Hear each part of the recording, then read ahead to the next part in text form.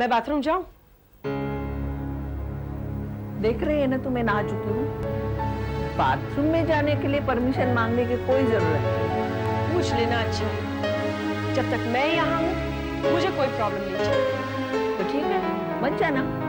क्या? हाँ, मेरे बाथरूम में मत जाना, पड़ोसी के बाथरूम में जाना, नहीं तो होटल में जाना, वहां नहा धोकर फिर आना यहाँ। ओके। ओके क्या? कहाँ चली तू? अपने आप को क्या समझती है तू? Now what? आप ही ने मुझे कहा ना कि पड़ोसी का बाथरूम यूज करो। अच्छा, जरा बैठिए। पागल है क्या तू?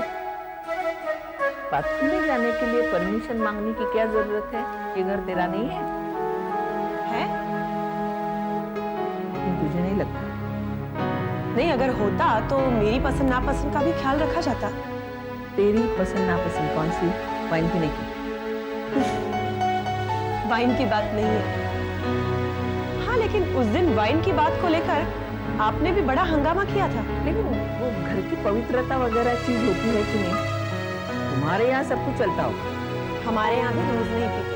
हाँ, कभी कभार सेलिब्रेशन होता है तभी पीते हैं। बेटा, ऐसी बोतल घर में देखी ही नहीं है मैंने। तुम्हारे यहाँ कोई अगरबत्ती लाए तो क्या मतलब समझ में आएगा उसका? या हल्दी कुमकुम लाए तो वैसा ही है। मुझे तेरी सेलिब्रेशन का मतलब ही नहीं समझ। अरे मेरे लिए तो रम हो, वाइन हो, कुछ भी हो, वो सब दारू के ही सगे संबंधी है। और उस चीज को अपने घर में मैंने घुसने नहीं दिया है आज तक। और अचानक देखा तो गुस्सा आ गया। वैसे मुझे जल्दी गुस्सा आता है। जानती हूँ, आपके गुस्से के मैंने कई इंसिडेंट सुने।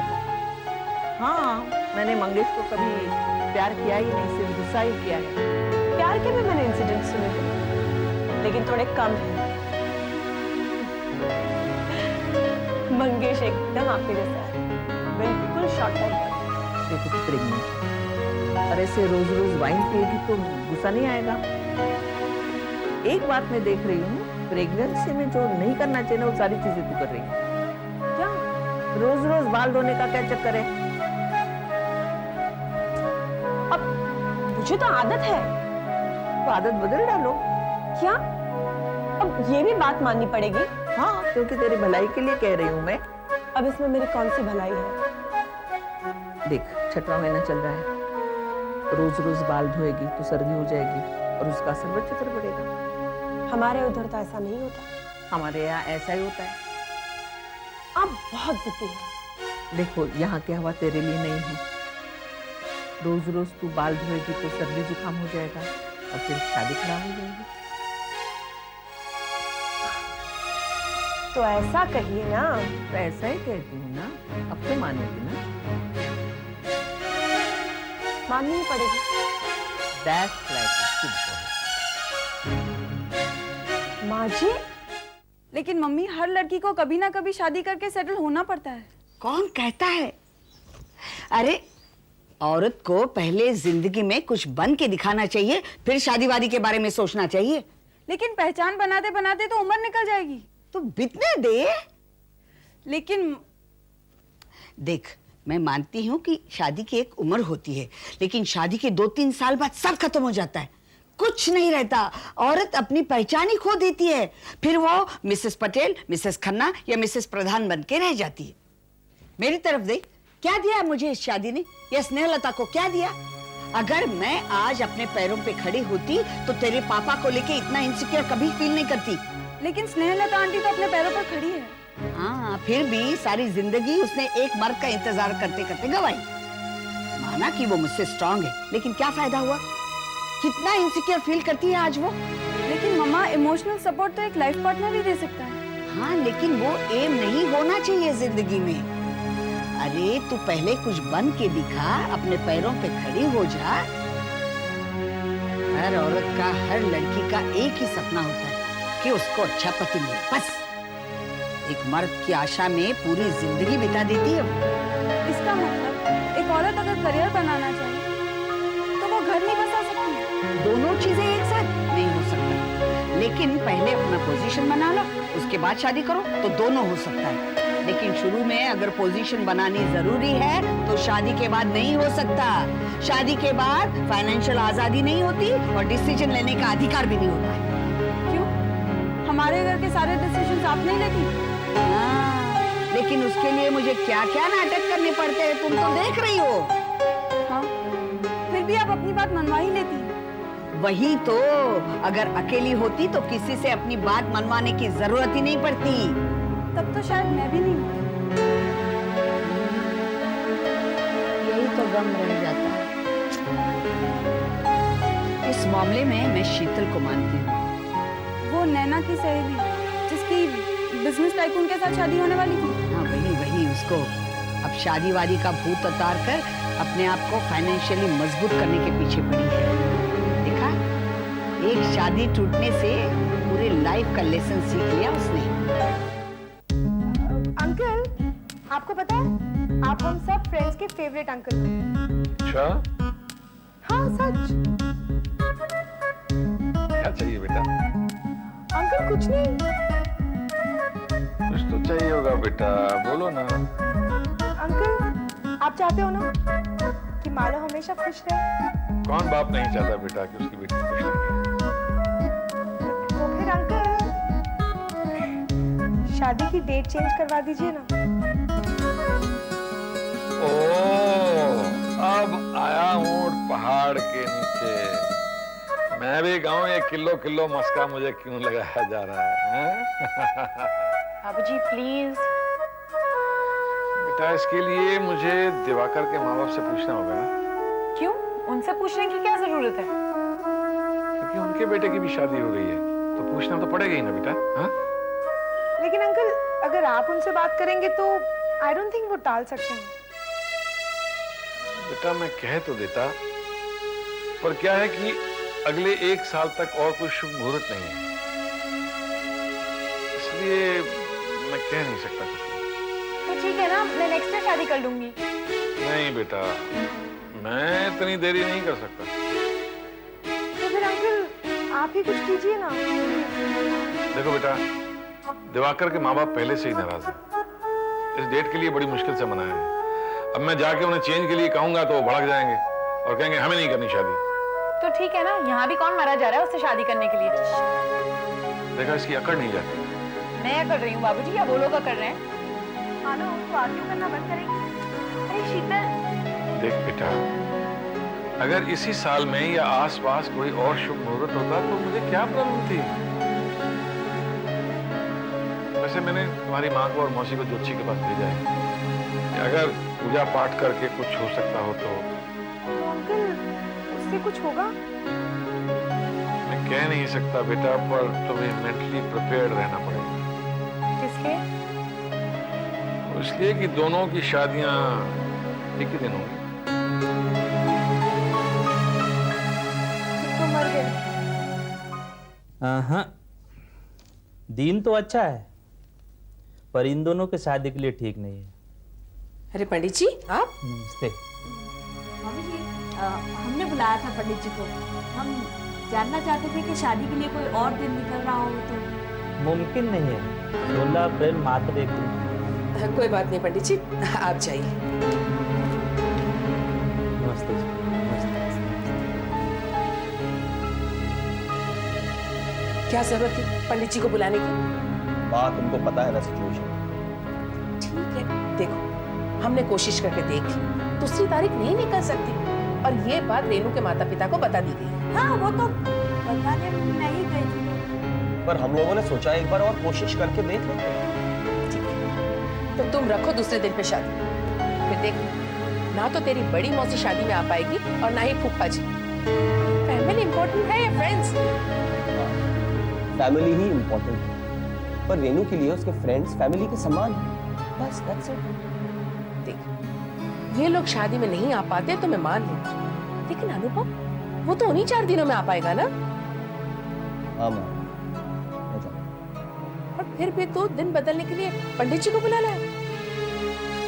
रेनू के लिए उसके फ्रेंड्स इतने इंपॉर्टेंट तो ठीक है, अनुपम तेरी शादी में नहीं आएगा तो ठीक है। माँ, रेनू ने तो कुछ कहा भी नहीं, बस उसे बुरा लग रहा है। ये सब एक साथ बड़े हुए हैं, खेले कूदे, बस दैट्स इट। हाँ मामा, वो मुझे कह रही थी कि उसकी सहेली ने उसे मुसीबत में बहुत मदद की है। ये तो अच्छी बात है बेटा, लेकिन शादी के बाद हर लड़की को अपने सगे वालों को भूलना पड़ता है। फ्रेंड्स वगैरह तो बहुत दूर की बात है। मुझे खुशी है कि रेनू को अपने फ्रेंड से इतना लगा। लेकिन सबसे पहले आता है अपना परिवार, और ये बात तो रेनू को समझा दे, वरना तेरी मर्जी।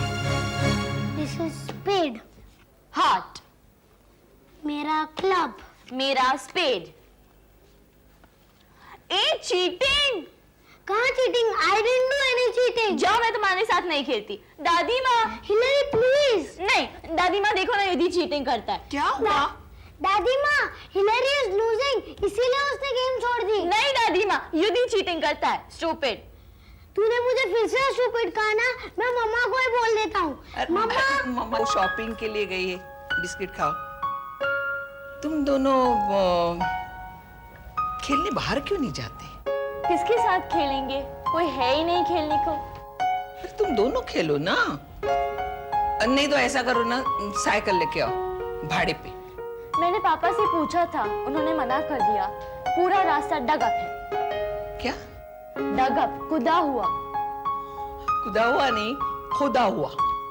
हाँ, वो जो भी है। दादी माँ, आपके पास बास्केटबॉल है क्या?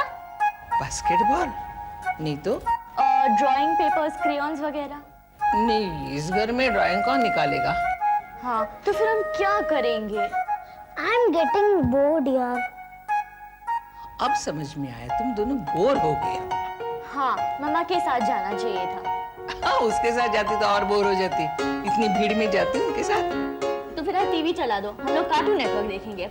नहीं, इससे अच्छा है पार्क में जाएंगे हम। हाँ, तुम दोनों खेलो और आते वक्त मैं तुम दोनों को आइसक्रीम खिलाऊंगी। आइसक्रीम खिलाऊंगी तो अच्छी हूँ ना? तुम्हारा पापा छोटा था ना, तुम्हारी उम्र का, तो यहाँ रोज आता था खेलने और हमेशा गिरता था। उसके दोनों घुटने फूटे हुए रहते थे। चने वाला। चने खाओगे? चने? चने यानी मेरी अंग्रेजी तो माशाल्लाह। क्या है? कुछ नहीं, चने खाओगे? ऐसे ही मैं बोलूं। कभी अच्छा लगता है ना, तेरे को सॉरी बोलते हैं। अरे मामी जी, आप यहाँ? अरे तू कैसी है? मैं बिल्कुल ठीक हूँ। आप कैसे हैं? ठीक हूँ। अरे प्रकाश, आओ ना। मामी जी, ये प्रकाश है। हाँ, मैं जानती हूँ। नमस्कार कर दो भाई। जीते रहो। दादी माँ, वो चना। चना? वो राज है ना, ये राज की होने वाली सास है, प्रीति की मामी। हाँ, मैं जानता है इनको। मामी जी, हम लोग रोज शाम को घूमने निकलते हैं। अच्छा, वो चना को अंग्रेजी में क्या बोलते हैं? ग्रेन्स। ये रोस्टेड ग्रेन्स होते हैं, वेरी टेस्टी। हाँ। दादी माँ, वी वांट इट। अच्छा, ये पैसे ले लो। ये तुम लेना, खरीद लेना तुम। और देखो, बाहर कहीं नहीं जाना। हाँ, जाओ जाओ, ले लो। वो देखो गया, दौड़ के जाना और कहीं मत जाना, नजदीक रहना। मंगेश के बच्चे बहुत प्यारे बच्चे हैं।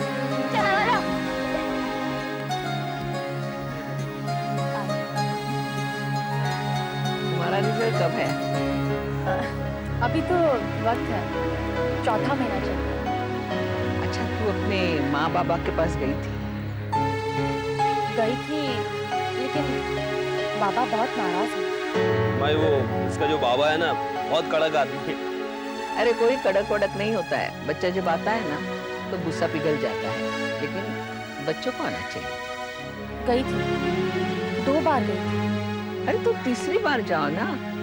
अब देखो ना, मंगेश से कितनी नाराज थी मैं, उसका मुंह तक देखना नहीं चाहती थी, लेकिन जब मुझे मिलने आया तो गुस्सा पिघल कर बह गया। अब बच्चों के साथ वक्त कैसे बीत जाता है पता ही नहीं चलता। अपन तो जाने के लिए तैयार है, कभी भी। जीते रहो। मुझे भी निकलना चाहिए। उनकी मम्मी और प्रीति शॉपिंग से आ गई होगी।